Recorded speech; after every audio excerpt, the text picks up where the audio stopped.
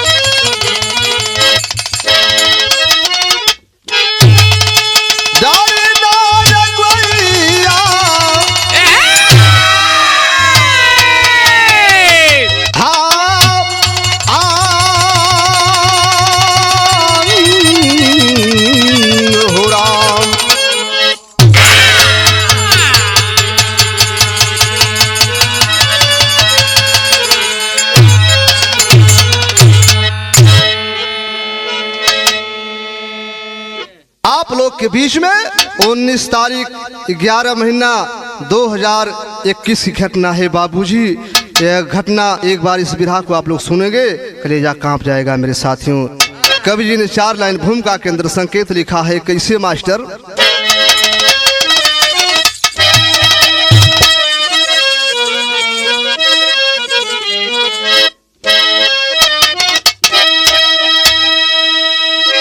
मौत दे दो प्रभु बदनसीबी न देना,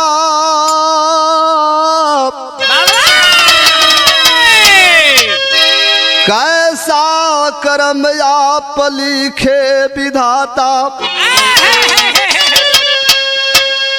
जीने से अच्छा मर जाना प्रभु, गरीबी गरीबों का करम कैसा दाता, दुनिया के मालिक कहाते हो तुम, कुत्ता बिल्ली से बदतर गरीबी है मालिक, आंसू पी करके कब तक जिंदा रहूं,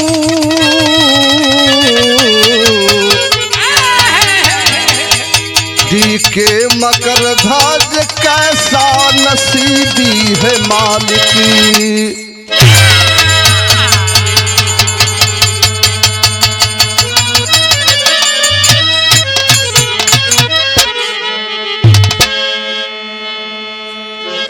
यह कवि की लेखनी सवाल करती है मालिक से, ऐ मालिक मौत दे देना लेकिन बदतर की जिंदगी मत देना मालिक। यही कवि की लेखनी उस विधाते से सवाल करती है मेरे साथियों। लेकिन भैल का मास्टर यही जैसे गजल का संकेत लग गल।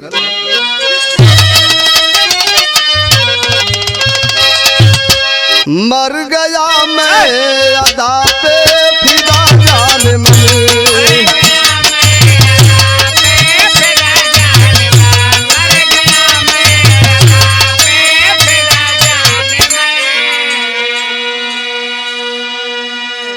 मर गया मैं अदा पे फिदा जान मन, तुझको जी भर के नजरों से देखा करूं,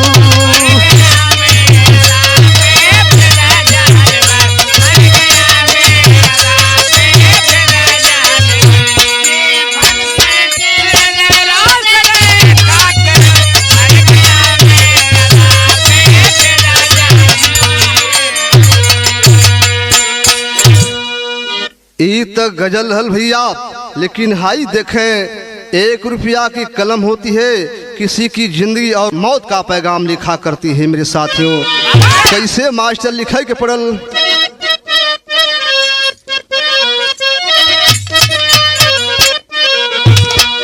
जिंदगी देने वाले के सोचा नहीं,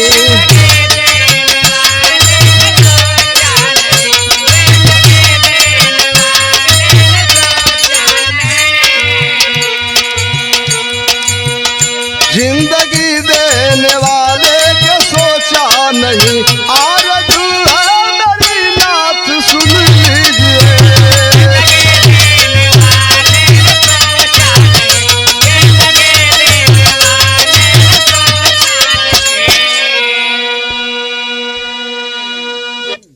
ए बाबू, आखिरकार में कवि के लेखनी सवाल करती है कि मालिक, अरे जिंदगी देहले से पहले एक बार सोच लेवल करा के कैसे जिंदगी देहल जाए भैया।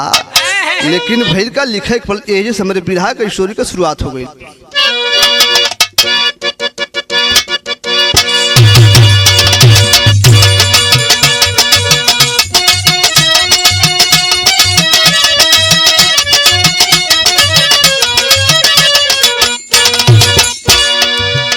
हर इंसान को भगवान तू बनाया है, हर इंसान को भगवान तू बनाया है, किस जन्म का बदला नाथ तू चुकाया है।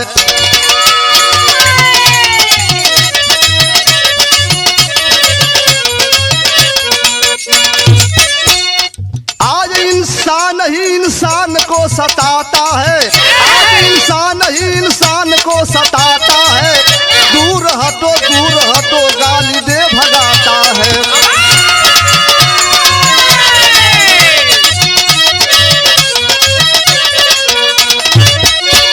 कोई गरीबी का मजाक बनाया दाता, कोई गरीबी का मजाक बनाया दाता, इज्जत ईमान में न छूट लगाया दाता।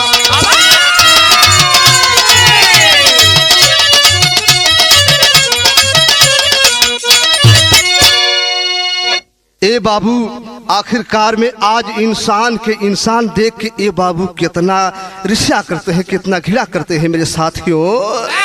ए भैया, आज इंसान के ही इंसान सतावत हो बाबू। आखिरकार में मेरे साथियों गौर करेंगे, यह घटना 19 तारीख 11 महीना 2021 की है बाबूजी, जौनपुर की घटना है मेरे साथियों। आखिरकार में बतावल गई हो भैया, ई जोन बाप राजेंद्र के परिवार से घटना ये बाबू कहानी शुरुआत होती है मेरे साथियों। जब राजेंद्र के परिवार से ये बाबू कहानी का शुरुआत भल, जेकरे पत्नी का नाम आशा देवी बतावल गलो भैया। और राजेंद्र कुछ समय पहले मर जाते हैं मेरे साथियों। आखिरकार में इस दुनिया से चल देन वो भैया। जब चलन तो भैल का मास्टर लिखे के पड़ गए हिजत्तर।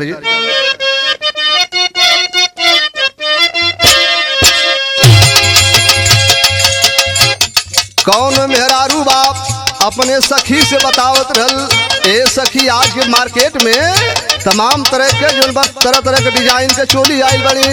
जोन बा उ मेहरारू अपने पति से समझावत बा कि ए स्वामी चाहे पुरन की चोली पहले जी नकुआ गल बा।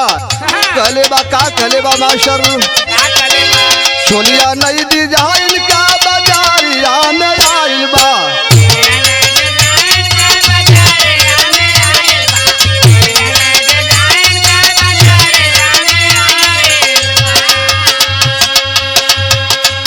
चोलिया नई डिजाइन का बाजारिया में आइल बा।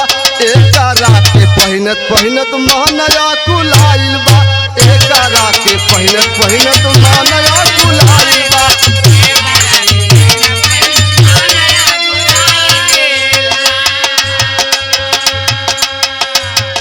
ए बाबू, आखिरकार में जौन उसमें राजेंद्र मर जाते हैं, वह जो है कि आशा ए बाबू 5 बेटी 1 बेटा रहन हो भैया। आशा सोच गई कि हमारे परिवार के खर्च कैसे चली हो बाबू। आखिरकार में आशा सोचत है कि हमार बेटा भूख से मरत हो बाबू। आशा कैलिन का मास्टर,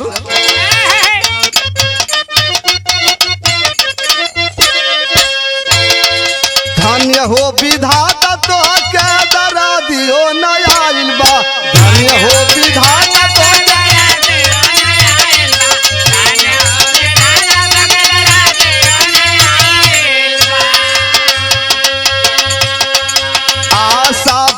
भी बेटा बेटी मुरझाइल बा।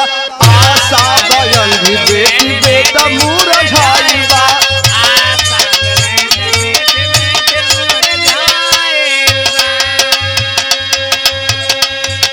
रोवली अंधी माई न दुखवा ओराइल बा।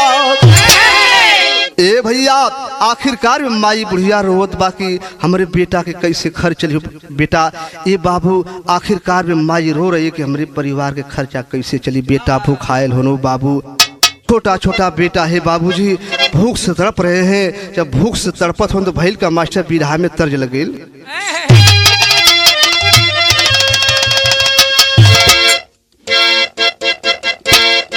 अरे जिया भैया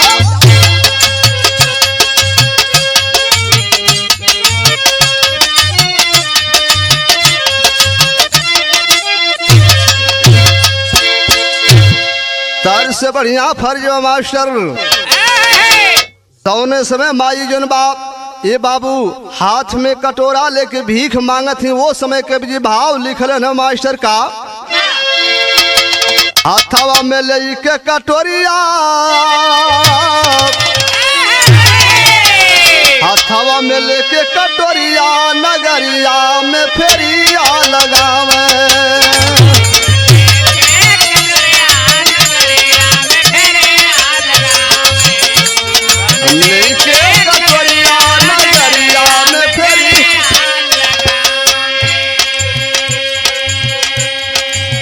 बाबू पति राजेंद्र के मर जाने के बाद खर्च नहीं चल पा रहा है।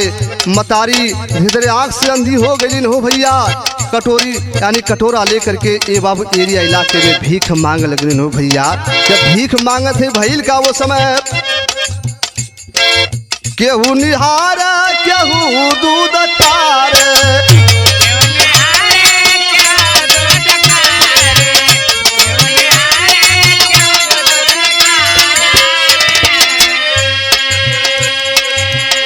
केहू गरियावा केहू फटकार, केहू गरियावा केहू फटकार।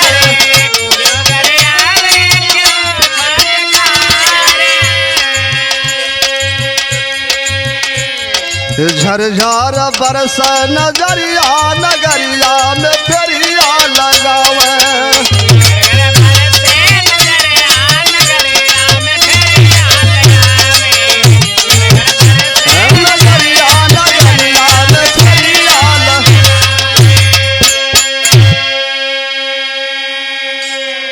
ए बाबू आखिरकार में गरीबी के केहू मजाक बनाता भैया हो, केहू निहारत बा केहू देखत बा हो बाबू। आखिरकार में ए बाबू जोन बा माई कटोरा लेके दर दर भटक करके बाबूजी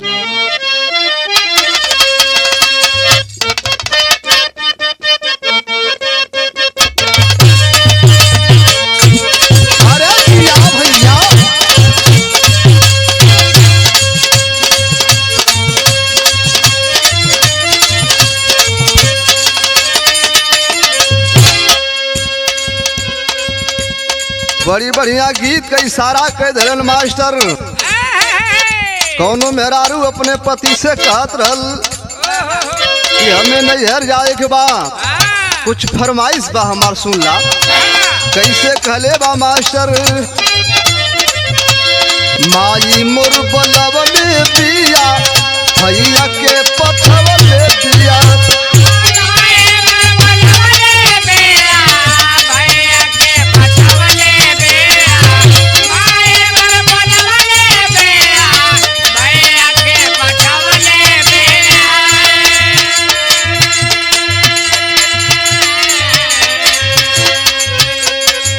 माई बलब में पिया, भैया के पथव में पिया।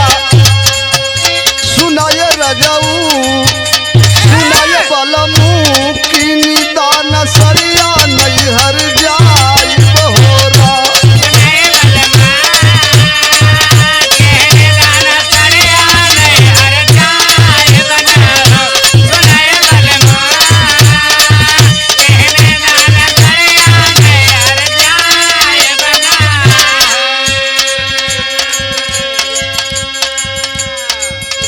तो तर्ज हल, लेकिन हाई देखे गाने के अंदर कवि जी कितना सुंदर भाव लिखे न मास्टर। लकड़ी चुनाता रहली काजल प्रीति बाबू हो,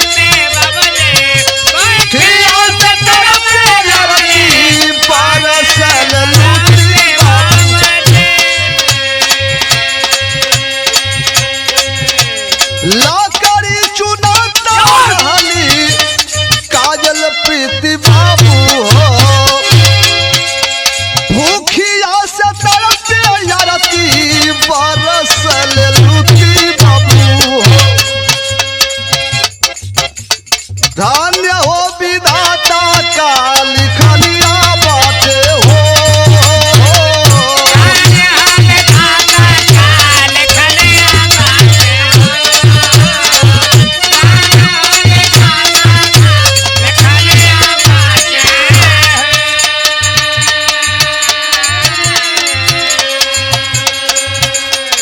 ए बाबू आप गरीबी बर्दाश्त ना भइल, भूख से तड़पत ही ए बाबू, पानी बिना तड़पत ही।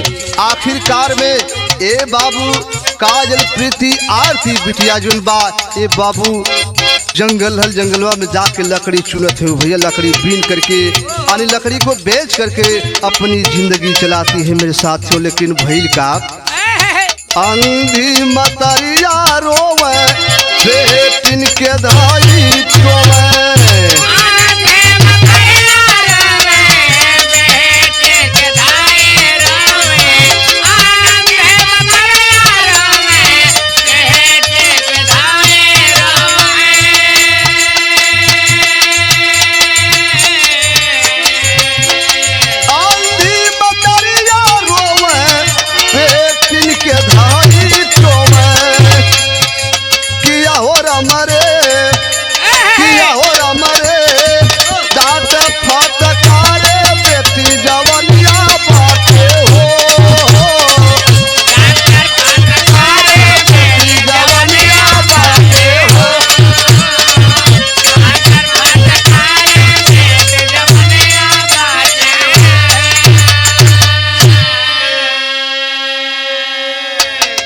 ए मालिक ए विधाता आखिरकार में एक गरीबन के जीवन में का लिखला हो भैया।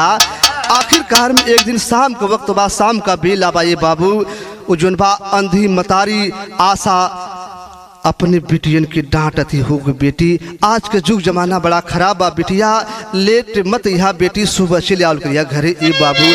आखिरकार में गरीबी बर्दाश्त ना होत बा हो भैया, लेकिन भैल का लिखे के पड़ल।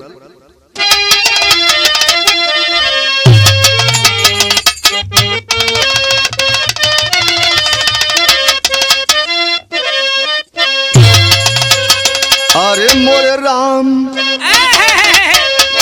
गरीबों का मसीहा कौन है? हाँ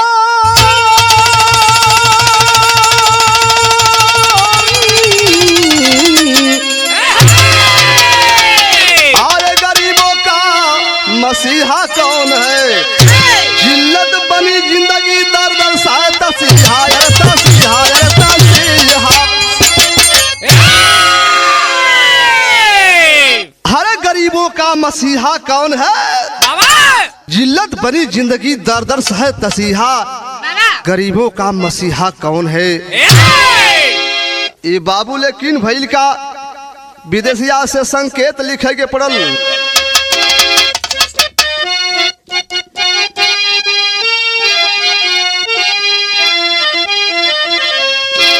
काजल 11 साल की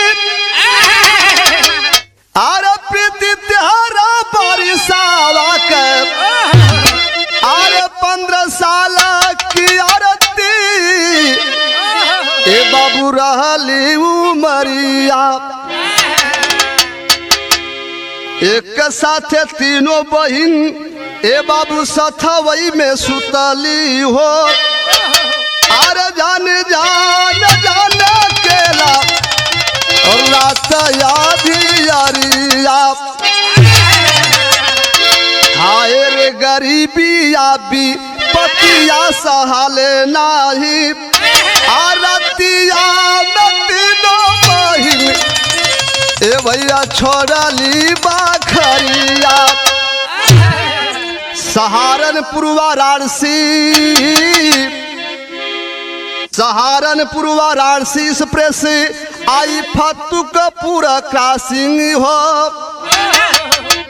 आर तीनों बहिन साथावई में ए बाबू तेजली पारनावा।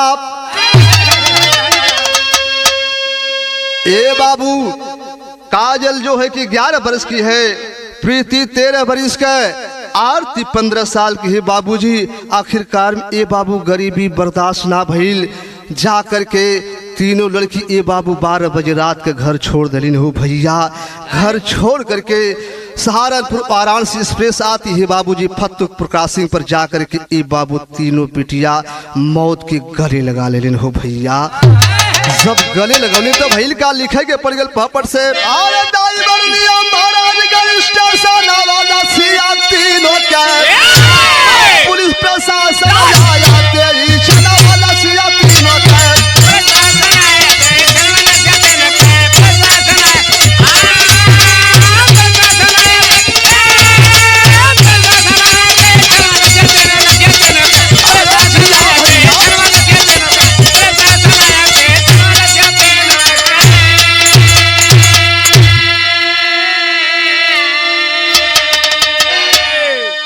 ए भैया जौने समय देखे तीनों बिटिया जो आत्महत्या करती है मेरे साथियों।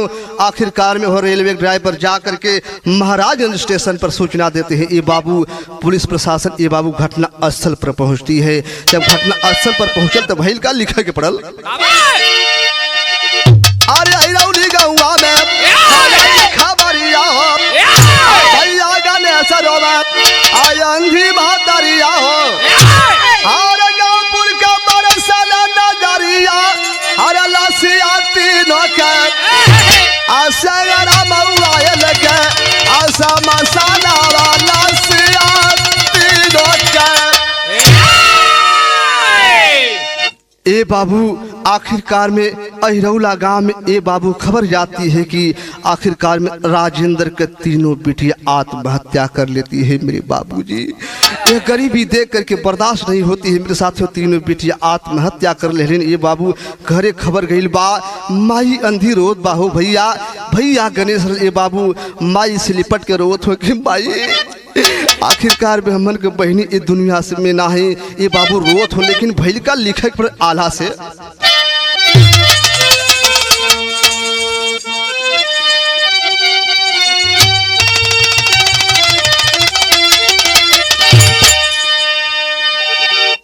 धन्य हो विधाता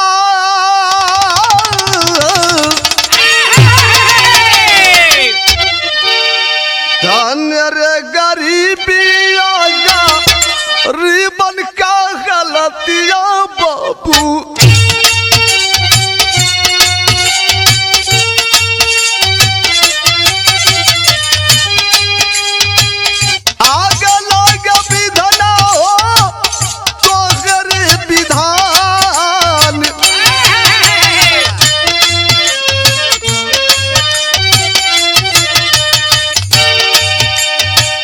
केहू का कुत्ता पीली पियत बाट दूधवा बाबू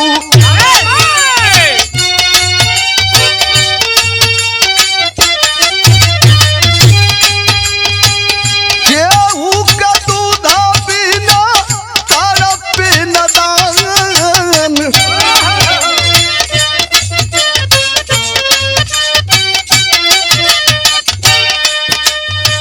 रोवा रोम दादा बाबू देखी क्या गलतिया भैया। एक रुपया नहीं हम लेबे निदान चितवा में आगी आला काला बरस अखिया भैया।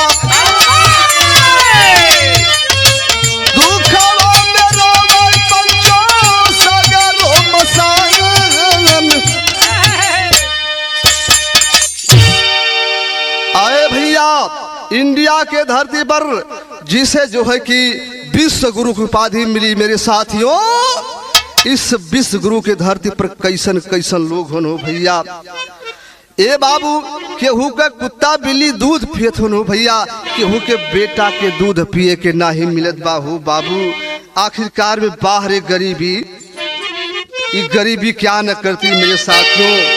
लिखे के पड़ल ये बाबू जौने समय सेंगरा मऊ शमशान घाट पर लेकर लोग गईलन हो भैया। ये हालात देख करके तीनों बिटियन के आत्महत्या देख करके आखिरकार में डोम भी रो लगलन हो भैया। आंख में आंसू लेकर रोत हो रे बाबू। कहन की जितना भी हमसे सहयोग चाहिए, हमें अग्निदान 1 रुपया नहीं चाहिए, जितना भी सहयोग चाहिए हम सहयोग दे दे। ये बेटियन के अंतिम दाह संस्कार कर दिया ए बाबू। जितनी वो श्मशान पर लोग रहन ये बाबू, सारे लोग रोवत हुन ये भैया, सबके आंख में आंसू बा ये बाबू। लेकिन भइल का लिखे के पड़ल,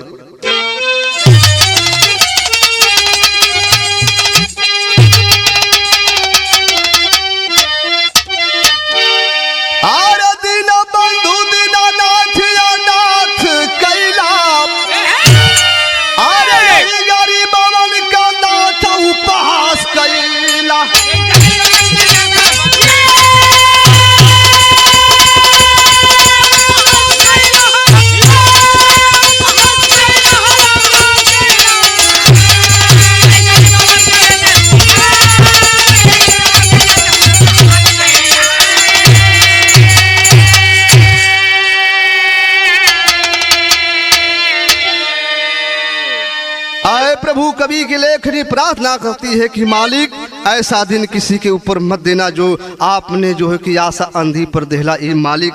लेकिन भइल का, अरे केहू के दाला सुखल रोटी, केहू के राजपाट हो, केहू के बंदो सकत तकिया, केहू के टूटल खाट हो।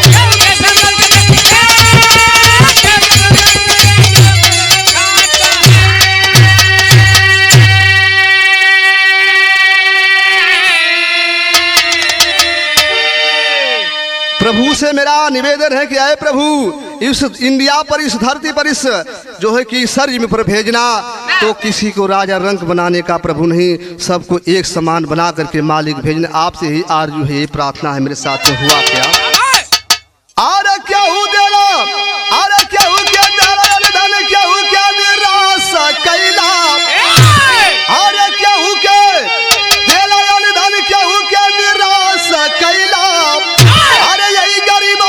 नाथ उपहास करी।